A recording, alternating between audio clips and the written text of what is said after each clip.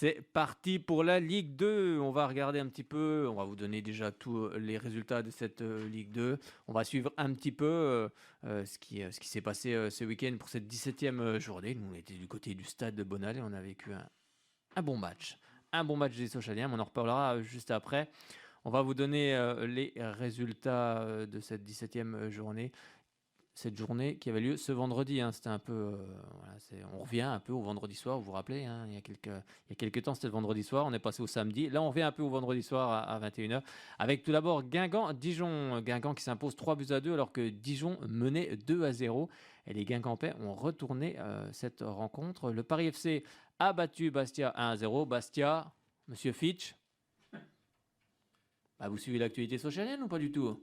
Prochain match à Furiani contre Bastia. Oh là là, il suit plus là, ça y est, je l'ai perdu en cours de route, c'est comme le vélo, ça, j'ai accéléré un coup. J'ai mis Bastia, un sac, match. Comme on dit. De quoi? C'est bien le prochain match, ils avaient bien Stade Furiani. Oui, mais il a fallu que je te lance là, il a fallu que j'allume la mèche. Non, j'ai entendu parler de Bastia quand même. Oui, c'est au Stade Furiani, bien sûr. Bien sûr, ça sera au Stade Furiani. Avec Moussa Chaillon, on en reparlera juste après. Et donc, le Paris FC a battu Bastia 1-0. L'AC Ajaccio et Valenciennes se quittent sur un match nul 0 partout. D'ailleurs, Valenciennes qui sera le dernier adversaire à domicile des Sochaliens pour cette année 2021. Ensuite, on a Quevilly qui a battu Nancy 2-1. Décidément, ça va pas très fort non plus pour Nancy. Le Havre est allé battre Grenoble 2-1. Amiens a battu Dunkerque 3-0. Et puis Rodez a battu Nîmes 1-0. Et ce samedi à 15h, Monsieur Fichibai, là, ça y est, il n'en peut plus, là, il est au bout. Il est au bout, là.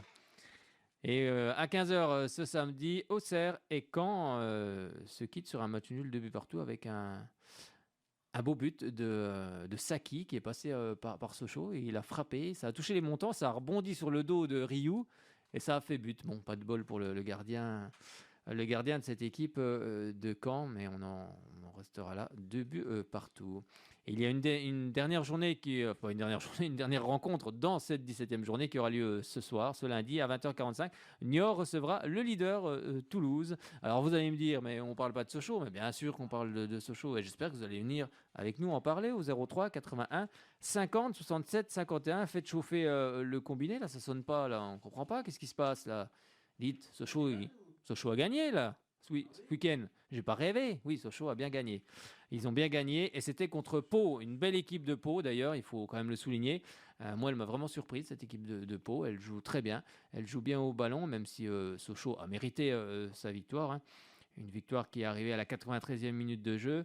Mais c'est vrai que c'est des victoires à l'arrache, mais c'est des victoires qu'on aime bien, ça. Bon, même si on n'aime pas toujours trembler jusqu'à la fin, mais franchement, celle-là, quand elle arrive à la 93e, le stade, tout le monde se lève, tout le monde est en feu. Donc merci Joseph Lopi. Et puis merci pour le centre aussi également. Donc non, franchement, c'est... Allez, on revit ça, on regarde un petit peu, on réécoute un petit peu ce résumé. Alors si vous en avez envie, moi j'en ai envie.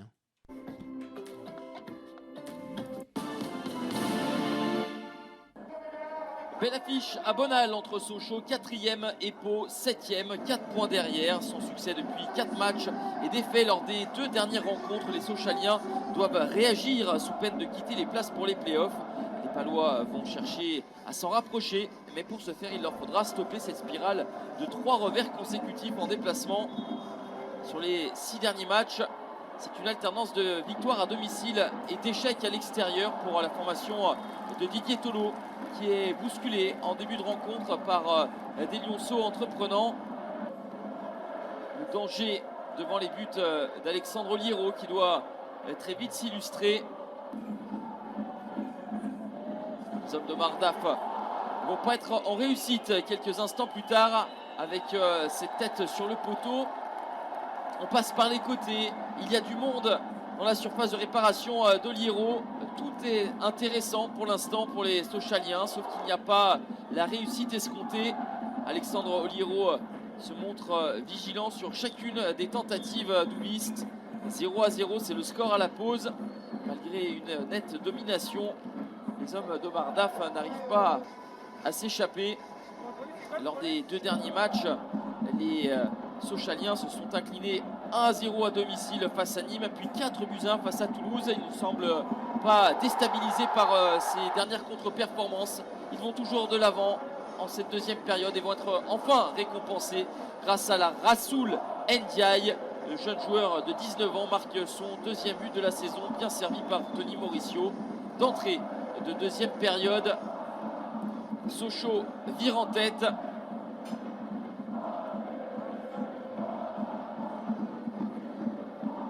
Lors de la prochaine journée, les Palois recevront QRM pendant que Sochaux ira à Bastia. Fait de jeu important à la 56e minute. Le carton rouge pour Xavier Kouassi. L'Ivoirien doit rejoindre les vestiaires avant tout le monde. Et Pau va se retrouver en infériorité numérique sur la dernière demi-heure. Pour autant, Didier Tolo effectue des changements avec notamment l'entrée d'Evans et Jean Evans qui va égaliser 1 minute après son entrée en jeu. Seulement, le jeune milieu de 22 ans marque son tout premier but en Ligue 2 BKT, lui qui a notamment évolué en Italie, à Crotone, à Livourne.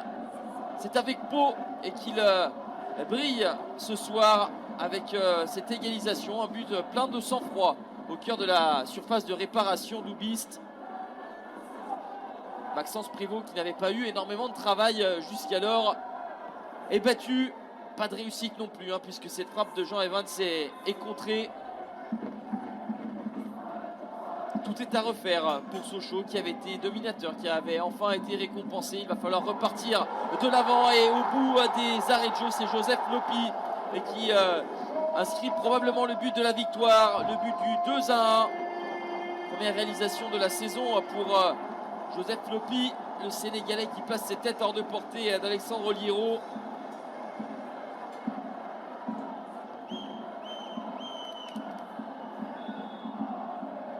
Un but tardif, mais un but ô combien important, avec des incidences au classement évidemment. 2-1 pour Sochaux, 3e, qui retrouve le succès dans les derniers instants de la partie. Pau, 8e, tenait un bon nul mais enchaîne une 4e défaite de suite à l'extérieur et se fait distancer par un concurrent au play-off. Et oui, on le revoit, ce but de Joseph Lopi. Si vous étiez dans le stade, c'est encore mieux. Moi, je revisualise encore la scène avec ce centre. Le ballon est détourné par une tête paloise. Et puis, finalement, il revient sur Lopi qui ne se pose pas de questions, qui met sa tête. Et puis, surtout, ça finit au fond des filets. Magnifique. 3 points. Ça fait un petit moment que Sochaux n'avait pas goûté à la victoire. Donc, ça fait quand même du bien. Et puis, forcément, c'est la fête dans le vestiaire sochalien. On écoute. Allez, ça vous dit un petit cours dans le vestiaire.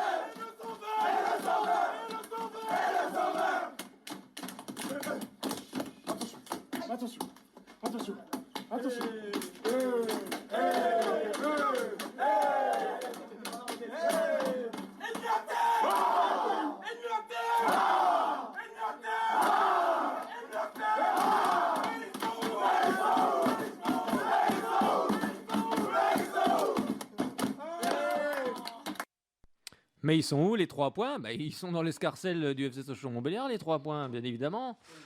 Alors, je crois qu'on a quelqu'un en ligne. On a quelqu'un qui arrive, quelqu'un qui veut parler, sans doute, de la rencontre. Alors, on va activer les boutons. C'est parti. Et qui c'est qui est en ligne ? Bonsoir. Bonsoir, Fred. Est-ce que tu Salut. m'entends bien? Ça, c'est Lionel. Est-ce que tu m'entends Ouais. bien? Ben écoute, ça va bien. Là, tu m'entends bien. Pas comme la dernière fois, hein. Là, tu m'entends Ouais. très bien. Bon, bah, c'est Ouais. parfait. Bon, victoire, ça y est, on regoute à la victoire, ça fait du bien. Oui, il fallait gagner. Même si c'est arraché sur le fil, mais. Oh, c'est mérité quand même. Oui, c'est mérité, on a quand même dominé. Oui, Bon, on a une dominé. domination un peu stérile, mais on a dominé quand même. Bon, l'important, c'était les 3 points Ouais, pour rester et dans en le bon plus, wagon. c'est à 10, ils égalisent. Ah bah, Ça, ils se sont fait peur, là. oui, parce que je pense que ce but était quand même évitable. Oh, ben, c'est évitable, grosse erreur de défense. Là. Et Mais, au lieu de je sais pas combien, 4 joueurs, ah oui, c'est Oui, une oui. grosse erreur de défense.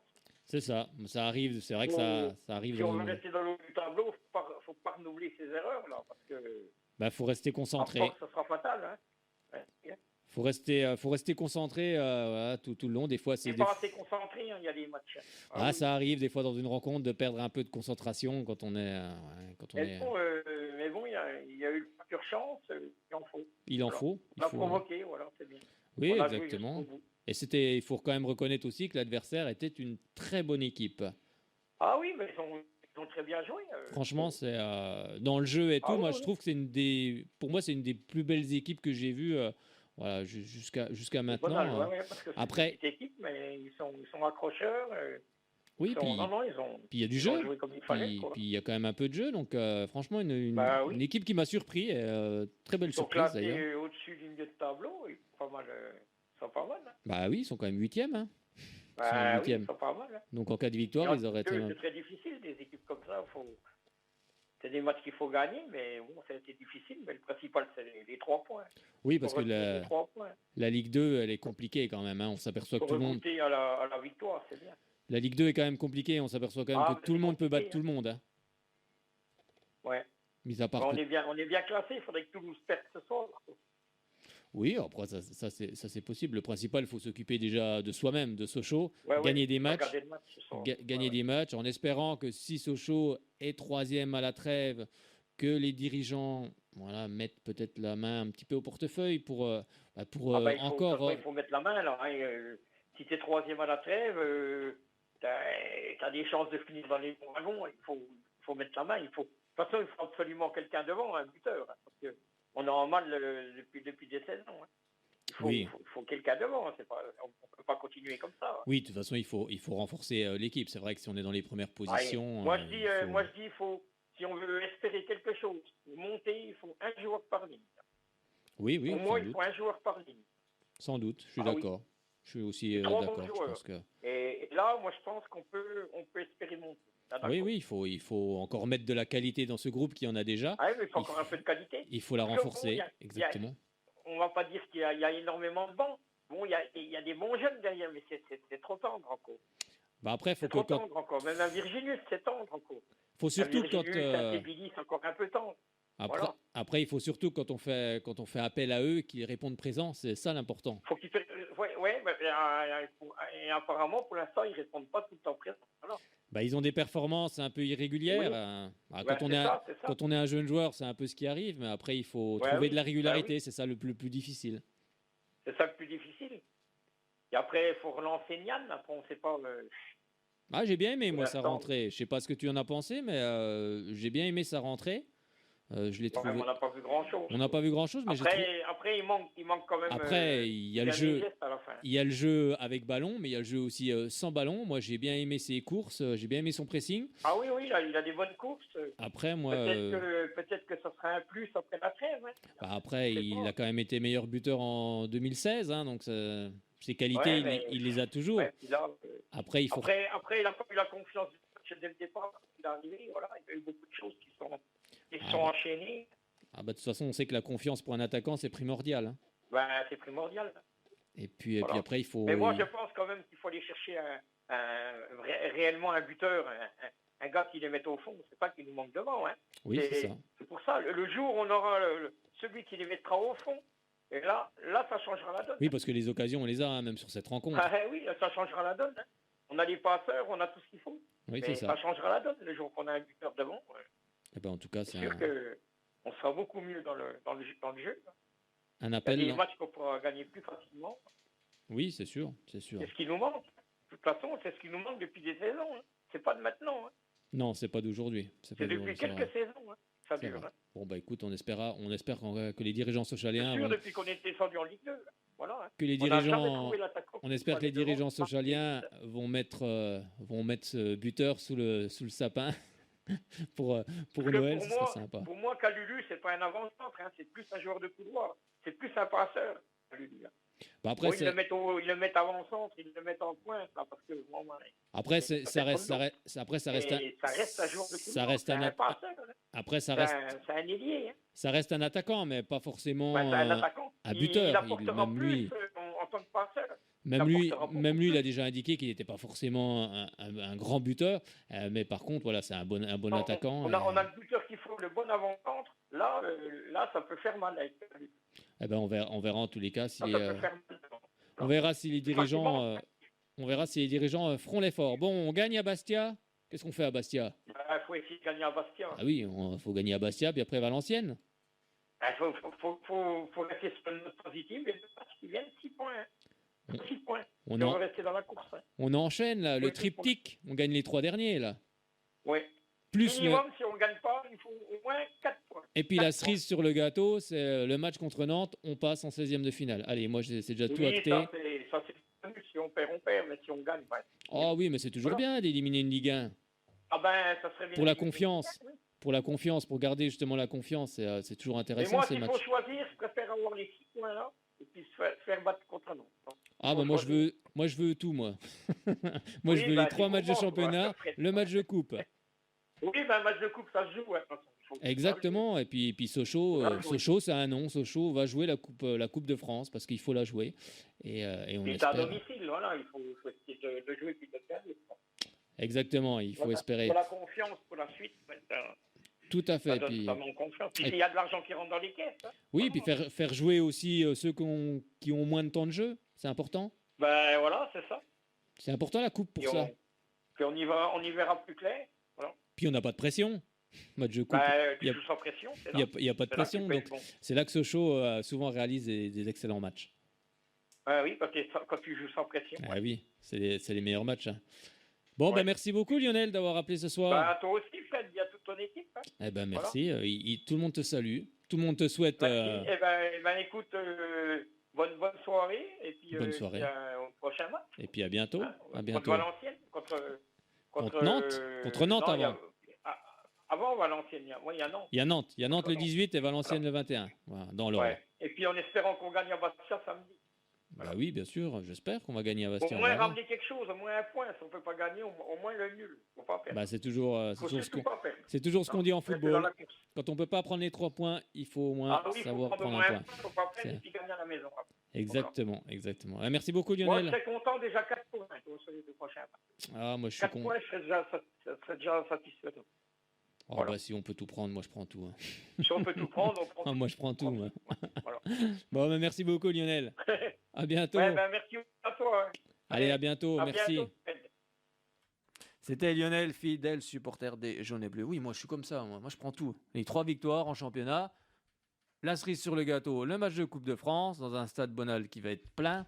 Et puis voilà, puis ça va être sympa, non? Vous ne croyez pas? Allez, on écoute les réactions des entraîneurs. Tout d'abord Omar Daf et puis ensuite Didier Tolo qui nous parle aussi de cette équipe de Pau qui était, je ne l'avais pas dit tout à l'heure, mais qui était réduite à 10, mais qui aura livré, comme on le disait avec Lionel, une très belle prestation. C'est une victoire méritée, mais c'est une victoire qu'on est allé chercher au forceps. On a mené logiquement au score, puis derrière, à 10 contre 11, alors qu'on était en supériorité numérique, on a arrêté de jouer bizarrement, ce qui a remis cette équipe de Pau en confiance. Mais on a eu le mérite de ne pas lâcher, et puis dans les ultimes secondes d'aller chercher une victoire précieuse qui casse aussi cette spirale de mauvais résultats. Donc ce soir, on est très heureux et voilà, c'est une victoire méritée. On a énormément travaillé avec les joueurs offensifs sur le fait de prendre des risques, d'être plus spontané. En première mi-temps, on a eu les meilleures situations comme d'habitude pour prendre l'avantage. On a une super action avec Maxime Dokuto pour passer devant. Derrière, il touche le poteau. Et sur ce match-là, je pense qu'on a centré une trentaine de fois encore ce soir. Et ce que je vais retenir, c'est qu'on a été conquérant. Voilà, on n'a pas lâché. On voulait absolument renouer avec la victoire, c'est chose faite. Donc féliciter les joueurs parce qu'ils sont allés la chercher au bout du bout. Quand on a ouvert le score, on pensait avoir fait le plus dur. Malheureusement, cette équipe est revenue sur une de leurs rares occasions en seconde période, mais on peut s'en vouloir qu'à nous-mêmes parce que nous avons arrêté de jouer. Mais les garçons en état d'esprit fantastique. Derrière, on a remis notre marche en avant pour aller chercher ces résultats. On continue. C'est un championnat difficile. Ce soir, on a joué face à une très belle équipe, difficile à manœuvrer. On a essayé de les contourner pour créer des décalages. Mais oui, satisfait, mais encore des choses à améliorer parce qu'on s'est encore procuré des situations qu'il faut mieux négocier, mieux terminer parce qu'on n'aura pas à chaque fois 20 occasions pour marquer un but. Que sur l'état d'esprit, j'ai pas grand-chose à reprocher à mes joueurs. Voilà. Même à 10, on s'est battu, on a réussi à revenir au score. On n'a pas concédé tant d'occasions que ça, mais voilà, aujourd'hui, voilà. Une déviation, s'il la prend pas, bon, et on est encore derrière. On tombe sur un mec de Sochaux, là, à la 93e. Mais c'est le football. Même à 10, on a eu 2-3 coups à jouer. On aurait dû vraiment mieux les jouer parce qu'on pouvait les mettre en difficulté, parce qu'ils étaient venus en nombre devant et il y avait des contres qu'on doit mieux négocier, qu'on doit être beaucoup plus juste. Maintenant, voilà, ça fait partie du football. On perd à la dernière minute. On prend ce but vraiment trop tôt, là. Déjà, en plus, il est contré aussi. Donc voilà. Il y a des moments au football, c'est compliqué d'aller au-delà de faits qui sont un petit peu... voilà, je pense que le football est un peu irrationnel. Il y a des moments où vous avez un peu la réussite, et des moments où vous ne l'avez pas. Là, en ce moment, on ne l'a pas à l'extérieur, mais on n'a pas à rougir de ce que l'on produit, même si ça ne rapporte pas de points. Aujourd'hui, il faut continuer à se battre. Un championnat va être long, difficile, et il va falloir, si on a cet état d'esprit-là, on prendra des points. C'était la réaction des entraîneurs de Sochaux et puis du Pau FC. Et moi, je vous propose d'écouter la réaction du buteur, de Joseph Lopi. Réaction du milieu de terrain sochalien après son but victorieux. Non, c'est sûr. Aujourd'hui, on avait à cœur de faire un bon match devant notre public et surtout de remporter les 3 points, chose faite. Donc oui, on est satisfait ce soir. C'est des moments un petit peu compliqués dans un match. On sait que surtout quand ils sont à 10, parfois on est un petit peu moins attentif. Après, voilà, on a su se relever et mettre ce deuxième but qui nous donne les 3 points. Donc, on va retenir l'essentiel ce soir. Je crois qu'au départ, je joue sur le côté droit, ça revient, ça ressort, ça va sur le côté gauche. Et voilà, je suis l'action, je me dis, bon, continue, on ne sait jamais. Et puis, au final, je suis content d'avoir continué et puis d'avoir fini cette action et qui remporte les 3 points pour l'équipe. On joue au foot aussi pour ces émotions-là. Quand tu penses que c'est fini, il y a un partout. Et qu'on arrive à marquer dans le temps additionnel, c'est magnifique. C'est magnifique. Il n'y a que le foot pour donner ces émotions-là. Donc on est là pour ça et le public est là pour ça. Donc voilà, c'était une bonne soirée ce soir et à nous de continuer comme ça et de garder le cap. On sait que dans une saison, parfois, il y a des petits moments qui sont un petit peu plus compliqués. Voilà, il suffit d'une victoire pour se remettre d'aplomb et de continuer. Donc j'espère que cette victoire va nous faire du bien et qu'on va continuer à gagner. J'espère bien qu'on va continuer à gagner. Non mais, allez, encore un but de Joseph là ce week-end. Allez, on prend. Non, on espère bien sûr que les Sochaliens vont s'imposer. Comment ? C'est pas qu'on va gagner à Furiani, hein. J'espère qu'on va gagner à Furiani. Pourquoi tu vois une défaite, toi ? Non. Ah. Après, ça peut arriver, hein. Forcément, ça reste du football. Surtout pas parce qu'on joue dans les premiers, il faut peut-être pas flancher, quoi, quand même. Après, c'est pas évident hein, de garder toujours le cap, c'est compliqué en football. Bon, Bastia, c'est un grand retour parmi les pros, en plus, pour les Bastia. Ouais, c'est ça, mais après, on sait que c'est toujours compliqué. Et on a vu quand on est parti jouer du côté de l'AC Ajaccio, c'est pas très bien passé, d'ailleurs, dans tous les sens du terme. Donc, voilà, c'est compliqué. C'est toujours un football aussi qui ne lâche rien aussi du côté de la Corse. Donc, il faudra aussi mettre les ingrédients pour s'imposer. Mais là, on fait confiance à Omar Daf pour bien préparer cette équipe sochalienne. Allez, le petit chant avec les supporters. Et puis après, on écoutera Franck Illot, qui est le numéro 2 de chez Nenkin. C'était chez nos confrères de France 3. On en parle juste après. Allez, on écoute un petit peu le chant avec les supporters de Sochaux. C'était en tribune nord à la fin de cette partie.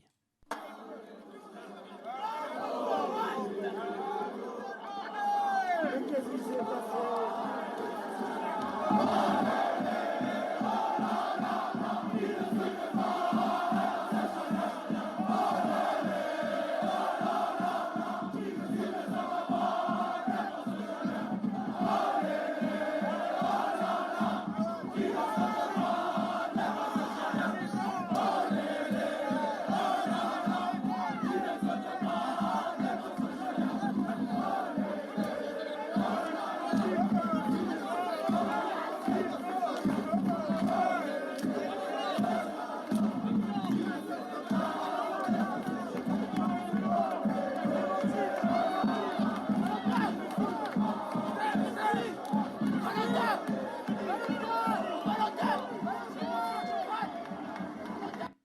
Allez, c'était le petit chant avec les supporters de la tribune Nord, un chant super sympa, et puis les joueurs de Sochaux après cette très belle victoire.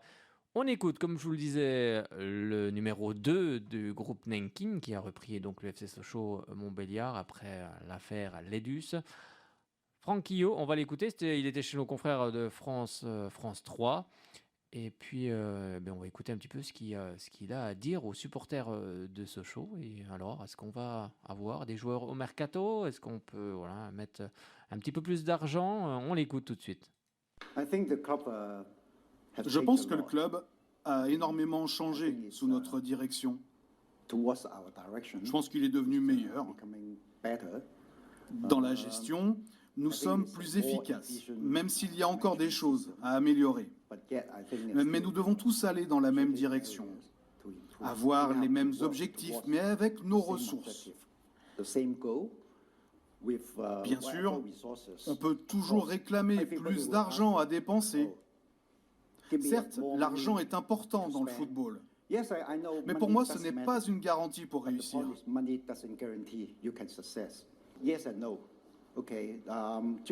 Oui et non. Ces 2 dernières années, on a subi une situation particulière avec le Covid. Mais j'aimerais pouvoir venir ici à Sochaux 3 ou 4 fois par an.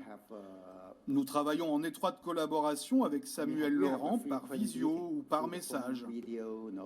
Il me tient évidemment au courant de ce qui se passe ici. Peu importe que nous échangions en face ou par téléphone, l'important, ce sont les challenges que nous devons relever ensemble.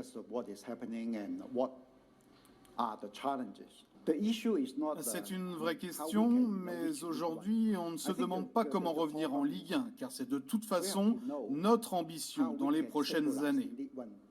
Mais nous cherchons plutôt à savoir comment y stabiliser le club si nous sommes promus. On ne veut surtout pas faire l'ascenseur avec la Ligue 2. Bien sûr, nous sommes toujours prêts à investir, mais du moment qu'on voit les résultats. Soyons clairs, on ne peut pas arriver dans un club avec une grosse somme d'argent et dire « Hé, regardez tout ce qu'on peut dépenser ». Mon rôle, c'est de travailler avec mon équipe ici et de dire « Ok, nous avons 4 millions d'euros de côté. Comment pouvons-nous les utiliser? Et de combien avons-nous besoin en plus pour pouvoir monter en Ligue 1 ?» Je suis venu ici pour savoir, pour chiffrer cet écart. Si je ne suis pas cet homme, qui le sera? Je ne suis pas venu en France pour faire de grands discours, pour que les supporters se sentent menacés. Moi, je veux les rassurer. Voyons ensemble ce qui a été fait, ce que nous pouvons encore faire, et c'est déjà très bien. Sochaux joue un rôle très important sur la carte mondiale des clubs de Nanking. Nous sommes en train de voir pour étendre notre centre d'entraînement à Ganzhou sur le même modèle que celui du FCSM. Nous voulons exporter au maximum les méthodes d'entraînement que l'on connaît ici pour développer nos centres de football en Chine. La plupart du temps, oui. Mais quelquefois, je suis trop fatigué après le travail. Pour regarder les matchs, je l'avoue.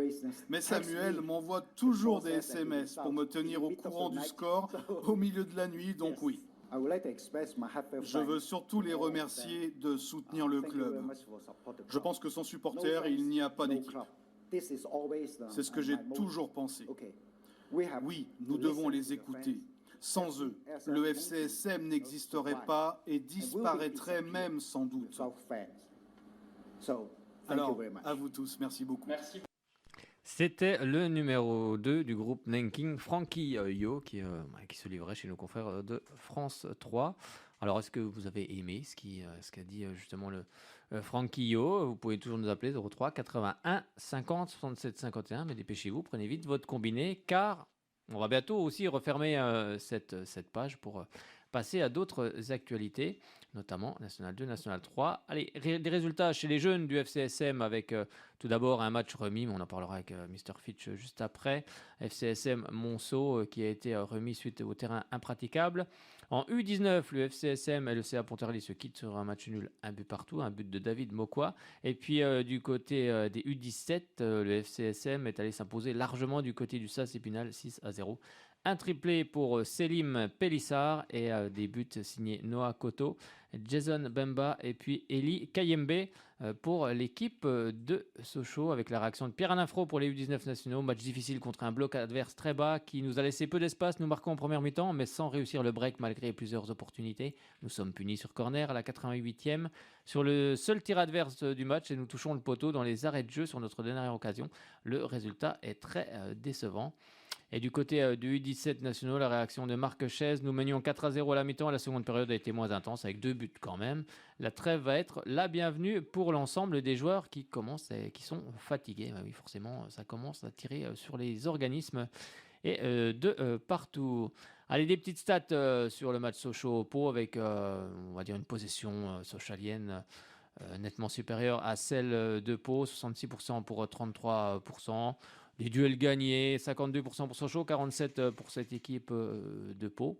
Et comme on le disait, on va se retrouver du côté du SC Bastia. Bastia qui est 18e et premier non relégable, enfin barragiste on va dire maintenant. Attends, vas-y. Et oui, il y a des barrages. Il y a Ligue 1, Ligue 2, il y a aussi Ligue 2 National 1. Oui, c'est ça. Après tout ça, ça va changer. Il n'y en aura plus.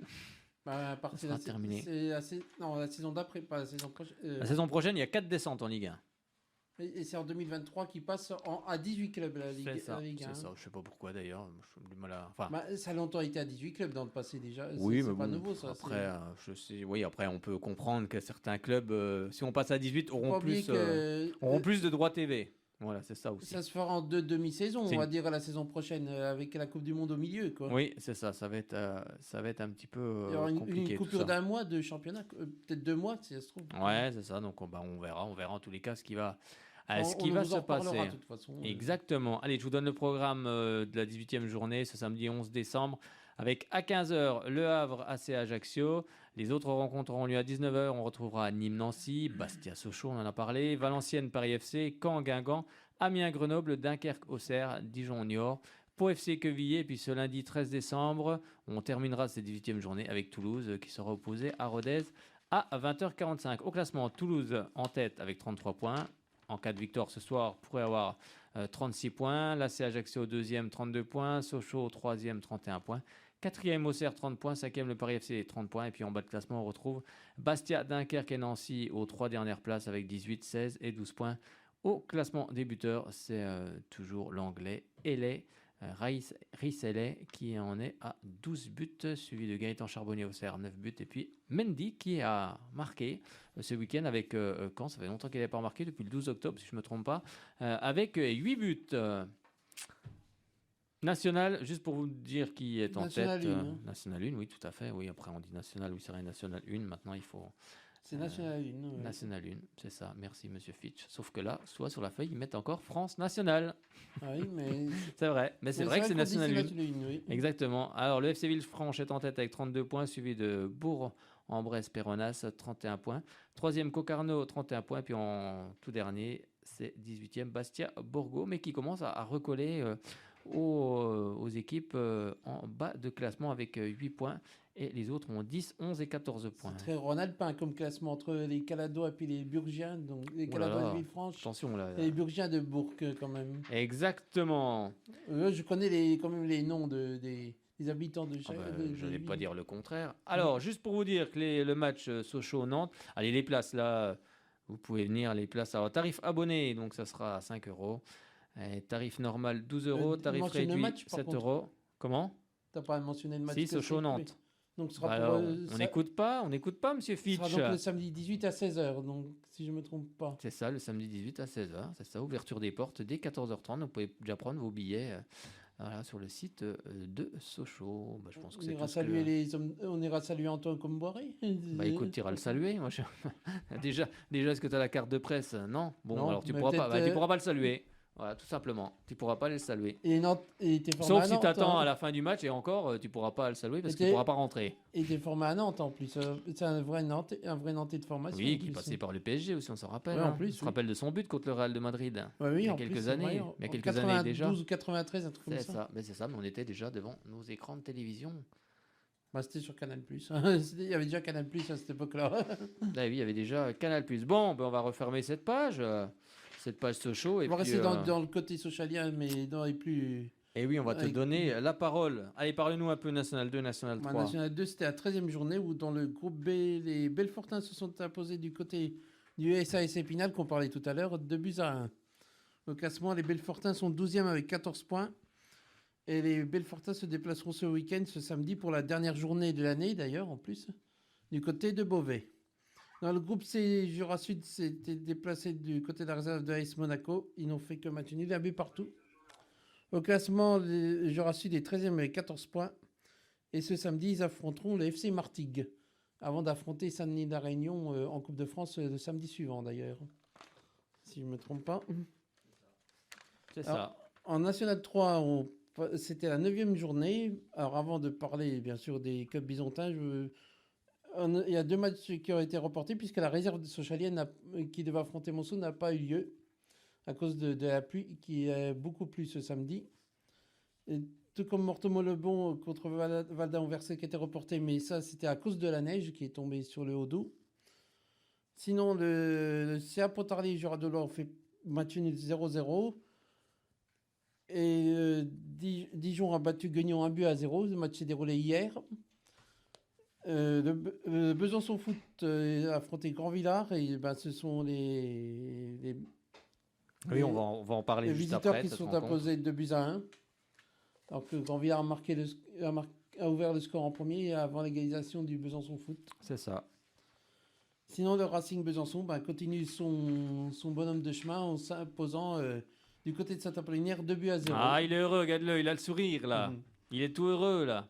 Bon. Et oui, c'est vrai, le Racing Besançon fait un parcours incroyable avec 9 matchs, 9 victoires.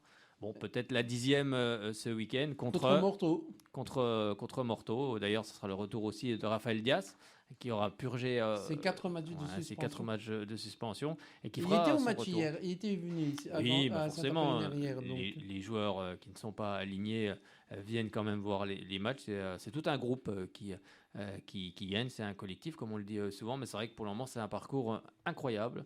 Un parcours qu'on a. Voilà, je crois que les Racingais n'ont jamais connu un aussi début de saison si tonitruant depuis longtemps. C'est vrai que c'est assez rare de faire autant de victoires de suite. Mais ce n'est pas un hasard.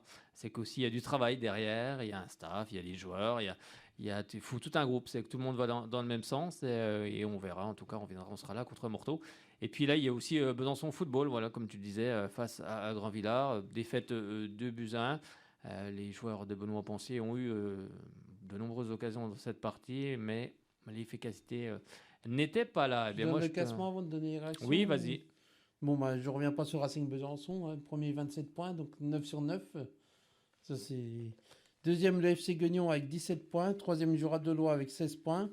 Quatrième, Grand-Villard qui continue à monter en plus avec 15 points. La réserve du SASM est 6e avec 15 points aussi.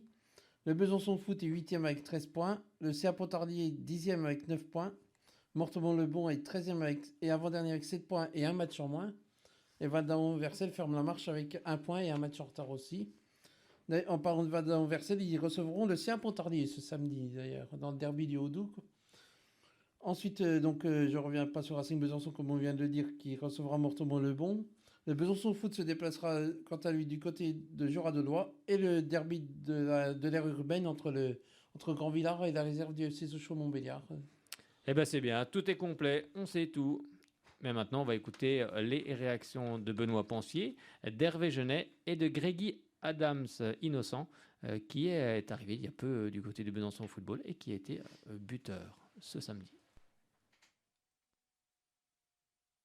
On est ici au stade Léo Lagrange pour la 9e journée de championnat où le Besançon Football recevait le Football Club Grand-Villard.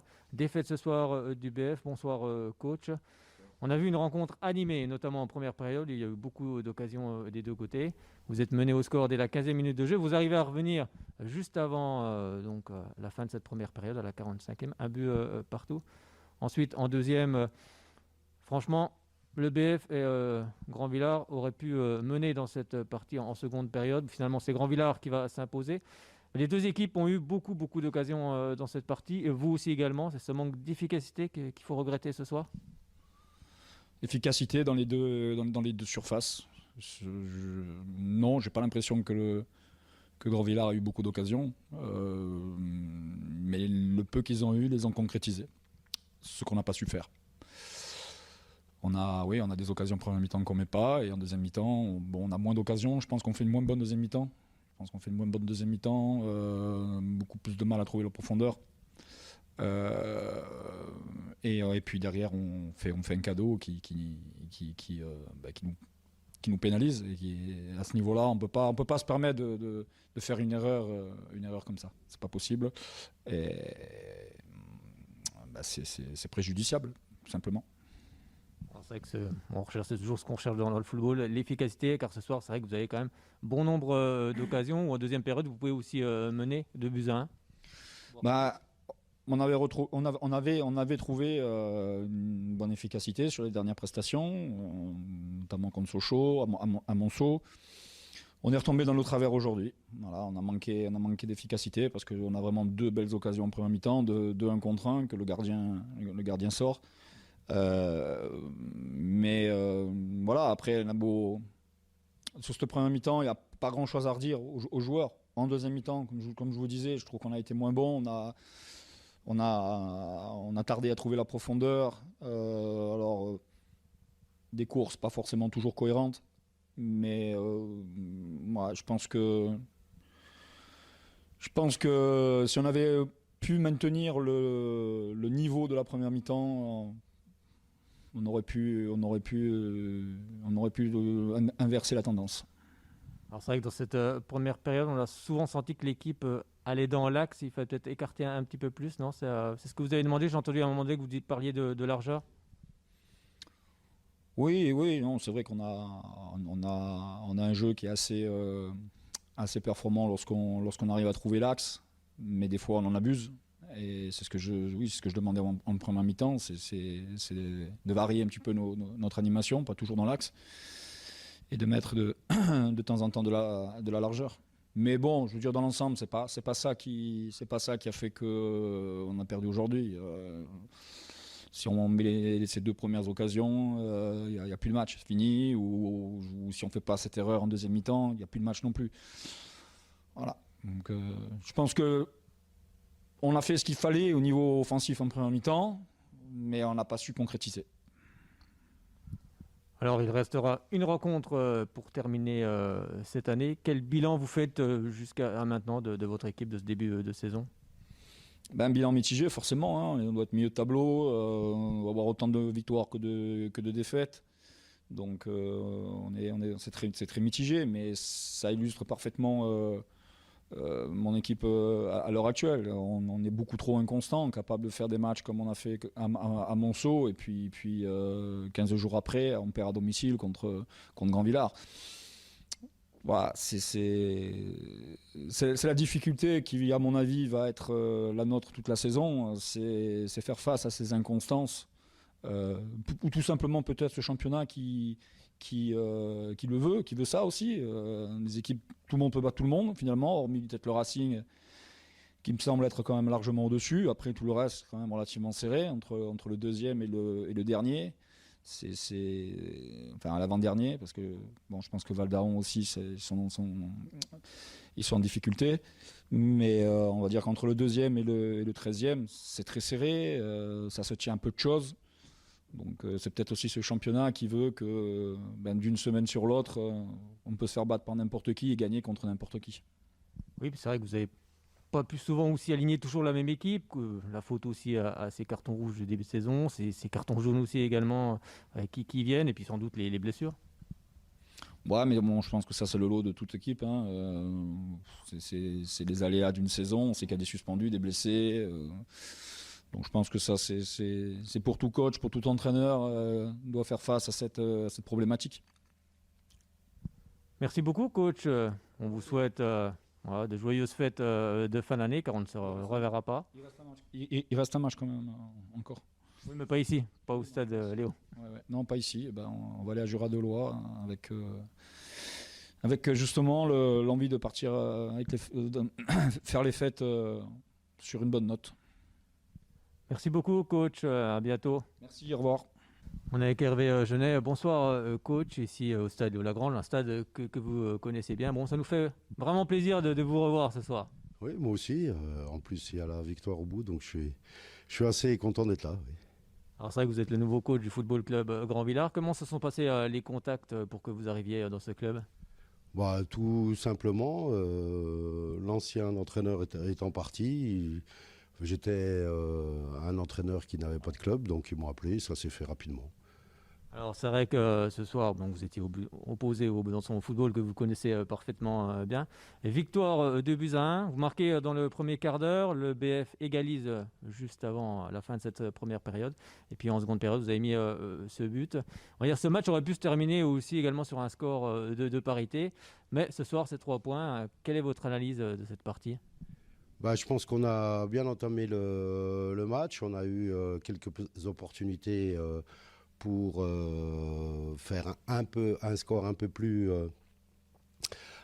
conséquent, mais enfin, s'il y a notre gardien aussi nous laisse à flot avec 2 énormes parades, donc je pense que le 1-1 à la mi-temps était assez justifié.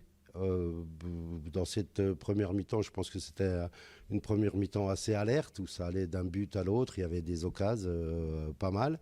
Deuxième mi-temps, on a vu moins parce que physiquement, les organismes étaient entamés. On a réussi à marquer les premiers, à maîtriser à peu près le jeu et l'équipe du Besançon Foot. Notre gardien fait une dernière parade. Et je pense que la deuxième mi-temps était moins belle, moins animée. C'était parce que les organismes étaient entamés, il pleuvait très fort, il faisait froid très fort, donc on peut comprendre aussi. C'est vrai que les conditions étaient très compliquées dès l'entame de cette partie. Quel a été votre discours à la mi-temps, à un but partout ? Que c'était assez logique, il ne fallait pas, puisqu'on a pris ce but à la 45e minute, il ne fallait pas être abattu. C'était une égalisation logique, somme toute. Et il fallait se remettre en place. On a changé un petit peu notre dispositif à la mi-temps pour mieux maîtriser cette équipe. Et puis par la suite, petit à petit, et sur une opportunité et avec les changements des joueurs frais, on a réussi à faire la différence. Alors c'est vrai que ce qui est intéressant quand on regarde cette équipe de Grand Villard, on s'aperçoit qu'il y a du jeu, les joueurs se connaissent bien. Oui, c'est un mélange de très jeunes joueurs et de quelques anciens, mais l'équipe est très jeune. Je suis assez satisfait du comportement de mes joueurs. C'est une équipe qui aime jouer. En plus, le terrain, même s'il pleuvait, avait bien absorbé, était à peu près correct. C'est juste le froid, quoi. Mais autrement, non, mon équipe est assez joueuse. Donc, je savais très bien, je l'avais annoncé, que ça allait être...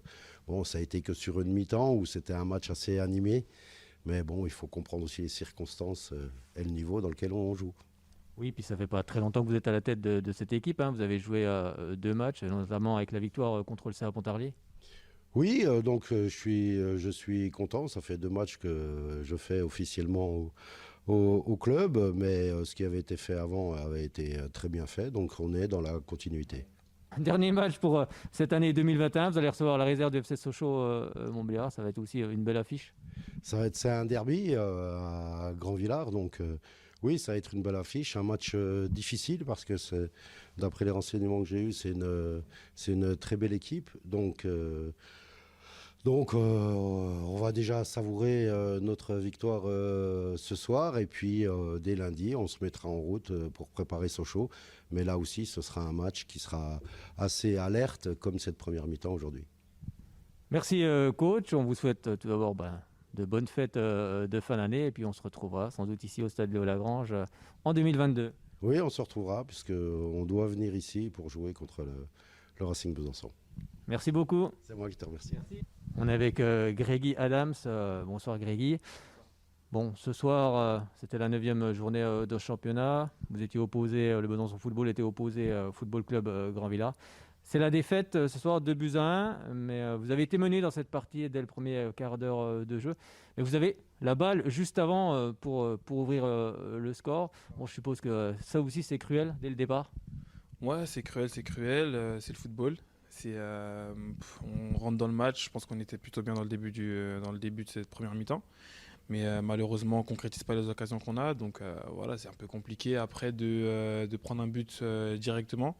Donc ça fait mal. C'est dur de lever la tête après ça, même si on a réussi à le faire, égaliser juste après. Mais ouais, dès le début du match, on se fait surprendre. Et voilà, c'est un peu dommage pour l'entame, mais ça va. Après, la défaite, elle est cruelle, certes, ouais, mais bon, c'est le football. On a manqué de réussite et voilà.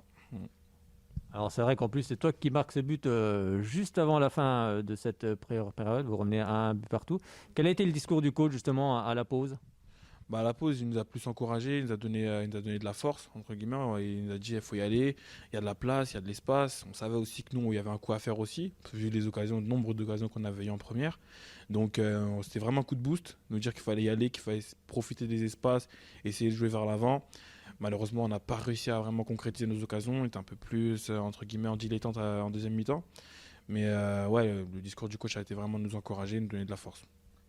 C'est vrai que ce but de Grandvillard, on a l'impression qu'il arrive sur un moment peut-être comme tu disais, de nonchalance, de décontraction, enfin décontraction, plutôt de déconcentration. Ouais, on se fait surprendre, je pense. On se fait surprendre assez... Malheureusement, on se fait surprendre assez rapidement et puis ça fait but direct, quoi. Ouais, donc 2-1 et puis à ce moment-là du match, le match est un peu mort, entre guillemets, il n'y a pas beaucoup d'occasions. Donc, ouais, c'est dommage. C'est dommage de prendre un but à ce moment-là. Et puis après, on court après le score. Et puis malheureusement, on n'arrive pas à égaliser et à aller chercher le match derrière. Oui, c'est vrai qu'avec les conditions météo, le terrain lourd, il faut aller chercher à chaque fois. Voilà, vous avez été mené à chaque fois dans cette partie. Et ça, il faut faire aussi les efforts. Et c'est très compliqué, notamment en fin de match. Mais vous auriez pu égaliser si le gardien n'avait pas fait cette superbe claquette. Ouais, on les a eu, les occasions à la fin du match. On a quand même poussé jusqu'au bout. On est une équipe de caractère, donc on a beaucoup de joueurs qui sont capables de faire les choses individuellement très intéressantes. Mais bon, malheureusement, voilà, aujourd'hui la réussite ne nous a pas souri. C'est le football. Oui. On perd ce soir, mais bon, malheureusement, faut vite lever la tête et se concentrer sur la semaine prochaine. Là, la défaite, elle est passée et puis il faut vite se remettre dedans. Oui, puis ce qui est intéressant, c'est qu'il y a du jeu dans cette équipe du Besançon Football. Il y a des occasions. On sait toujours l'efficacité, c'est toujours ce que recherchent les entraîneurs, ce qu'on recherche toujours en football. C'est ça aussi qui est intéressant. Oui, c'est ça qui est intéressant dans le football. C'est l'efficacité, elle vient des fois elle vient pas. Et le plus important, c'est d'essayer c'est de vouloir qu'elle vienne le plus souvent possible. Mais voilà, aujourd'hui, elle n'a pas souri malheureusement. Et puis voilà, on fait avec, on perd aujourd'hui, mais bon, il faut qu'on relève la tête et puis on essaiera d'avoir un maximum d'efficacité la semaine prochaine. Alors c'est vrai que tu es arrivé il n'y a pas très longtemps du côté du Besançon Football. Comment se sont noués les contacts pour venir dans le club byzantin? Ouais, notamment par le coach. Je suis venu ici, j'ai fait une semaine d'essai. Après, ça s'est bien concrétisé, entre guillemets, ça s'est bien passé. Donc du coup, j'aimais bien le groupe, j'aimais bien le projet de jeu, j'aimais bien un peu simplement l'effectif. Donc j'ai bien aimé aussi ce qu'on propose aussi. Vous avez vu, le groupe, on a un groupe de qualité. Et donc du coup, voilà, ça m'a plu. Donc c'est pour ça que j'ai rejoint l'équipe cette année. C'est vrai que tu as connu aussi des expériences à l'étranger, du côté de la Pologne, du côté de l'Espagne. Quels souvenirs en gardes-tu? Oh, j'en gardais que des beaux souvenirs, que des beaux souvenirs, du changement. Moi, je suis parisien, donc pour moi, ça m'a fait que des expériences en plus. Donc au niveau footballistique, au niveau relationnel aussi, au niveau humain. Donc ouais, pour moi, j'en garde que des expériences. Et voilà, on va essayer d'avancer vers l'avant aujourd'hui. Je suis à Besançon, je prends les matchs après match et puis on verra comment ça se passe. Et en plus, buteur ce soir, tu ouvres ton compteur but pour le Besançon Football, puis pour toi-même également, bien sûr. Ouais, ça fait plaisir de marquer aujourd'hui. Je le cherchais, ce but. Je suis un attaquant. J'aime marquer des buts. Donc, je le cherchais, entre guillemets, aussi, cette réalisation. Voilà, c'est parti, c'est ouvert. Donc, maintenant, il faut continuer à faire des bonnes performances pour aider l'équipe et pour mon compte personnel aussi. C'est important. Notamment contre Juradoula pour bien terminer l'année 2021. Voilà, exactement. Juste avant les fêtes, ça ferait du bien de faire une bonne performance, d'aller gagner là-bas, prendre les points et voilà, si possibilité de faire une bonne performance personnelle, pourquoi pas le faire. Voilà. Merci beaucoup Grégy. On te souhaite d'ores et déjà un bon match du côté de Juradoula avec toute l'équipe du Besançon Football. De bonnes fêtes de fin d'année et puis on se retrouvera ici du côté du stade Léo Lagrange en 2022. Merci beaucoup. Bonne journée à vous. C'était entre autres pour le derby le 22 janvier contre le Racing. Et oui, il y aura le derby contre le Racing. Ça sera quoi? Racing Besançon Football. C'est le Racing qui recevra. Oui. C'est le Racing qui recevra. D'accord. Eh bien. Avant, le Racing se déplacera pour Tarlier à la fois d'avant. Avant. D'accord. Ok. Bon, c'est pas mal. Hein. Bon, c'est le 15 janvier, on attend d'en reparler. Oui, c'est toujours sympa les derbys. Bon, qu'est-ce que je voulais dire Il reste quoi? National 3, National 2. C'est bon, tu as fini la rubrique, c'est terminé. On passe au handball. Le foot, quoi. On a terminé le football, on passe au handball juste pour vous donner les résultats quand même de cette 12e journée en Pro League. Le Grand Besançon de handball se déplaçait du côté de Sarrebourg. Ça ne s'est pas très bien passé pour les hommes de Benoît Guillaume qui reviennent avec une défaite 34-30. Ils seront encore en déplacement, les Bisontins, la semaine prochaine. En tous les cas, ce vendredi, ce sera pour le compte de la 13e journée, ce vendredi 10 décembre à 20h30. Le GBDH se déplacera du côté d'Angers. Angers qui est pour le moment lanterne rouge de cette Pro League. Donc on espère bien évidemment une victoire pour les Bisontins. Et au classement, on va regarder ce que ça donne. On va regarder où est classé le Grand Besançon de handball. Ils sont en 12e position, les Bisontins. En tête, pour le moment, Ivry, Dijon et Tremblay aux 3 premières places. Et puis, comme je vous le disais, Angers est à la dernière place. Bon, Fred, il y a un événement en ce moment-là. Handball féminin. Il y a quoi en ce moment? Ah, oui, le championnat du monde. Enfin, oui. Le Coupe du monde, oui, on est à peu près dans le terme. Oui. Il y a le championnat du monde qui a lieu en Espagne. Bah, écoute, ça va bien. En plus, il y a une joueuse qui joue à l'ESBF qui s'appelle Lucie Granier qui a joué son premier match en compétition, on va dire officielle, le championnat du monde. Elle a marqué. Exactement. Elle a mis 4 buts contre l'Angola. Et puis, contre la Slovénie, elle a mis 2 buts. Il y a aussi Chloé Valentini qui est passée par l'ESB qui joue à Metz, qui a marqué elle aussi. Qui, elle, pour son premier match, a mis 2 buts et pour le deuxième match, en a mis 3. Et bien, moi, je te propose. Pour les deux, exactement, tout va bien. Moi, je te propose juste d'écouter. Allez, on écoute. Le match contre la Slovénie, le résumé, c'était ce dimanche soir. Ce serait bien qu'elle gagne le championnat du monde après les Jeux Olympiques cet été, déjà championnat olympique cette année, ce serait. Bah écoute, une belle année pour les handballeuses. J'ai les doigts croisés sous la table. Voilà, les doigts croisés. Donc, j'espère, ça serait bien. Ça serait bien d'avoir une championne du monde qui revienne à Besançon, notamment Lucie Granier. Pour sa première compétition, ce serait quand même exceptionnel. Mais bon, Chloé Valentine l'a fait aussi avec les Jeux Olympiques, car elle est championne olympique. Avant de partir du côté de Metz. Allez, on écoute le résumé et puis on terminera là-dessus cette émission avec un résultat de basket. On le donnera après. Allez, on écoute.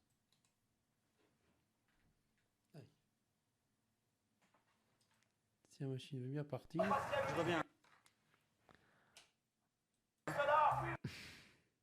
Ah, la machine, elle part pas, la machine. Si, ça y est, c'est parti. Elle rentre bien, hein. Dans quelques secondes, donc, avant le coup d'envoi dans cette salle à Granollers. C'est le deuxième match de l'équipe de France après sa belle performance face à l'Angola avant-hier. Les Bleus qui vont jouer en blanc aujourd'hui affrontent les Bleus de Slovénie.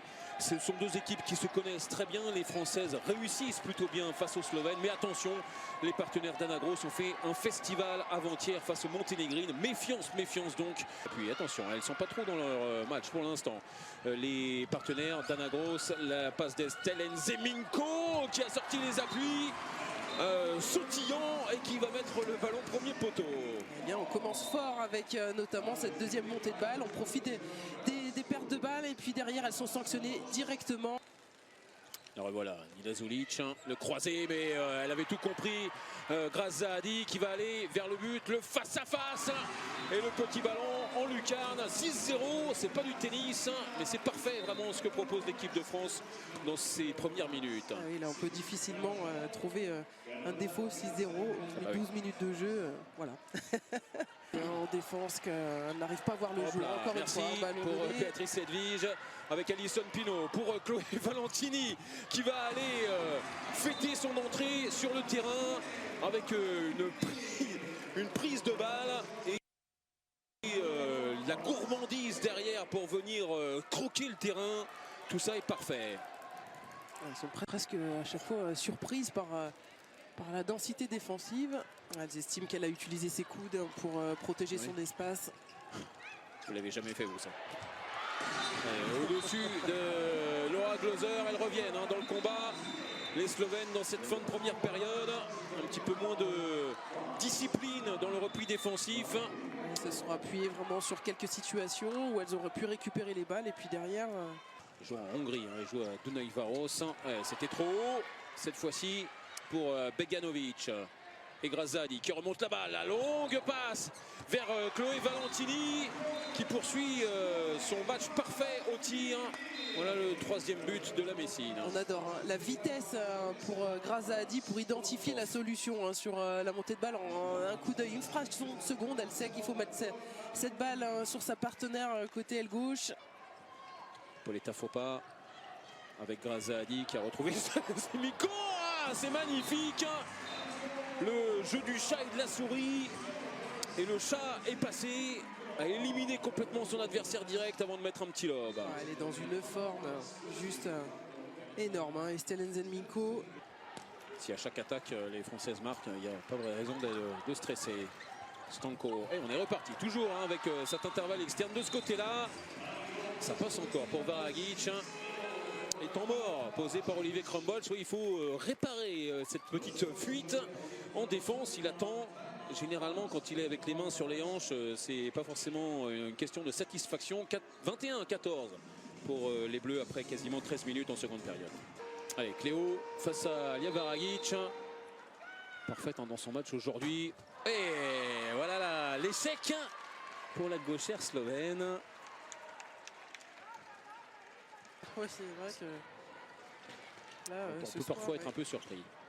Allez, Pauletta Fopa pour le départ de l'enclenchement avec Méline Candy qui a réussi à prendre l'intervalle externe. On profite aussi de la supériorité numérique et venir battre Brancazets. Elles peuvent finir, c'est un ballon pour prendre 11 buts d'avance. Elles en ont un nouveau, un dernier ballon, les Françaises, avec Pauletta Fopa pour le dernier enclenchement des Bleus. Et aussi Anne Sercien qui va se voir la gardienne arrêter son tir. Derrière, ce sera gagné pour la capitaine. C'est elle qui aura mis le dernier but.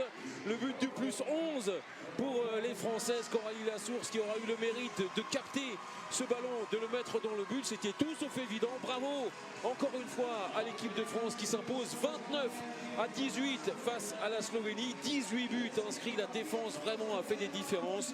Le seul point noir, le gros point noir, c'est la blessure à la cheville de Laura Flip. Mais bravo aux Françaises pour ce deuxième match très accompli. Je reviens. Non, je reviens pas. Si, je suis toujours là.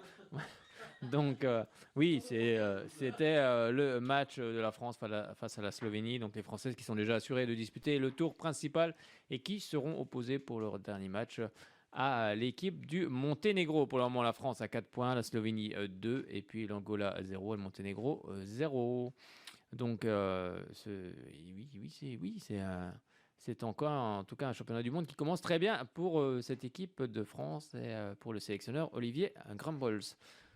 Bon, ça t'a plu, Fred? C'était sympa. Tout à fait, oui. Bon, un petit mot, on a tout dit sur le handball, un petit mot de basket, juste pour vous dire que le Bezac s'est imposé du côté de Chartres 77-72. Et donc, ça fait du bien pour les basketteurs byzantins. Est-ce qu'on a oublié quelque chose, mon ami Frédéric Fitch? Non. Bon. What else, comme dirait l'autre. Merci, messieurs. Merci, Yves. Bon, Yves, ça y est, il est dans le sport, là. Il va ressortir, il va sortir. Ah oui, voilà, si je te laisse, voilà. Oui, merci, c'est gentil. Oui. Voilà. Oui, parce que sinon je suis dans l'ombre. Bah oui, sinon, voilà, on ne t'entend pas. Ah, Bon, bah, il va sortir d'ici, il va aller enfiler son short. Oh, il fait pas assez chaud, hein, je crois pas. Ah, bah écoute, une fois que tu cours, il fait chaud, t'as chaud. Ouais, bah, moi je crois que c'est pas maintenant, c'est plutôt la bouillotte maintenant qui m'attend. Ah. Bon, c'est une tisane et au lit. Voilà, c'est ça, bien sûr. Bon. Non, mais sinon, merci d'avoir. On a passé un bon moment. J'ai entendu des choses que j'ignorais. Il y avait plein de choses. T'as appris des choses au moins. Griezmann qui avait changé d'équipe. Voilà, Griezmann qui joue en Espagne. Voilà. Ça m'a marqué. Ça m'a marqué. Il a surtout joué en Espagne. Il a plus joué en Espagne, c'est vrai. Ah oui, il a plus joué en Espagne. Mais il y a des France, choses aussi que j'ai appris parce que bon, je connais pas tout ça. Bah oui, c'est comme tout ça. C'est comme tout ça. Moi, Messi, tu connaissais. Si Messi, je connais quand même. Messi. Oui. Parce que, bon, quand même, là, Oui. Il y a des noms quand même. Oui, voilà. On connaît, parce qu'on entend parler partout. Il y a des choses que je vois à la télé, donc forcément, je suis comme tout le monde, je suis informé, puis je regarde, puis voilà, je retiens les noms, quoi. Oui. Mais sinon, pour les, on va dire, comment vous appelez ça, les points, vous savez, les points sur les équipes, etc., les changements. Oui. Tout ça, moi, je mets. Voilà, oui, il faut suivre après. Voilà, il faut suivre. Voilà. Il faut vraiment être. Parce que ça change dans le football. Alors, oui, ça change souvent. Oui, tout le temps. Oui, tout le temps. Mauvais résultat, hop, l'entraîneur. Oui, c'est vrai. À la porte. Par rapport à Saint-Étienne, c'est pareil, je connaissais pas ça. Depuis hier, il est mis depuis à pied, hier. voilà, c'est ça. Parce que ça, c'était Saint-Étienne, bien sûr, à l'époque des Verts, ça, les années 70, c'était extraordinaire. Ouais, oui, c'était une autre époque. Voilà, tout a changé. Voilà. Tout a changé. En tout cas, merci Fred, merci beaucoup. De rien. Tu reviendras, Yves. Ah ben oui, bien sûr. Tu reviens lundi prochain, nous deux. Bah oui, tu peux revenir lundi prochain si tu veux. Voilà. C'est la dernière de l'année en plus. Ah oui, c'est la dernière. Donc on va tous s'aber en Père Noël et puis ça va être la fête. Je pense que voilà, c'est exactement. Puis des cadeaux. On mangera une bonne bûche au milieu. Oui. Ah oui. Ben, on verra. Bon, merci messieurs. Je vous souhaite à toutes et à tous une excellente soirée et puis surtout une bonne semaine sur les antennes de Chalon-Besançon. Et puis on se retrouvera, comme l'a dit Fred, donc lundi prochain, même déjà lieu, vendredi même dans la Franche Info pour le programme du week-end. Oui, déjà l'agenda sportif et lundi pour du week-end. Lundi pour les résultats. Lundi midi et lundi soir. Donc. Et puis que M. Frédéric Fitch fera d'ailleurs, parce que ça va changer. Hein. C'est toi qui donnera les résultats, tiens. Ah, il y a un blanc. Si je donne le lundi midi, c'est en direct au studio, hein, c'est pas par téléphone. Ah, bah c'est monsieur, vous qui viennent au studio. Hein, après, il ne peut pas faire ça par téléphone. Je peux pas donner. Ça, faut d'accord aussi. Hein, pas... Mais oui, t'inquiète pas. Allez, bonne soirée à toutes et à tous. Excellente bonne semaine. Tous, oui. Et puis, on se retrouve lundi prochain avec, on l'espère, plein de victoires pour les équipes. C'est parti. On se quitte avec le traditionnel jingle.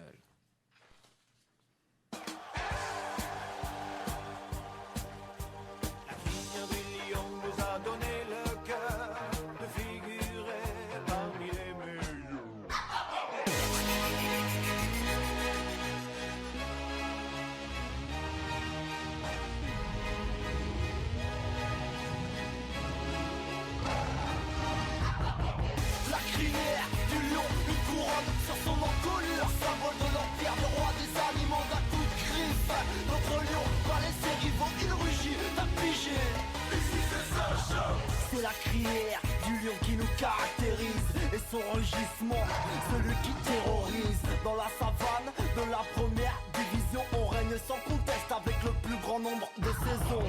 On fait partie du paysage, plus de 80 ans d'âge, mais les crocs du lion sont toujours aiguisés, acérés, attisés par un glorieux passé. La flamme qui vit dans nos cœurs ne connaît pas d'extincteur. À l'origine du professionnalisme et du championnat de France, on est longtemps resté une référence. Notre lion a engendré des lionceaux, premier club assez doté d'un centre de formation. 3 coupes et 2 titres nationaux majeurs, quelques aventures européennes et pour le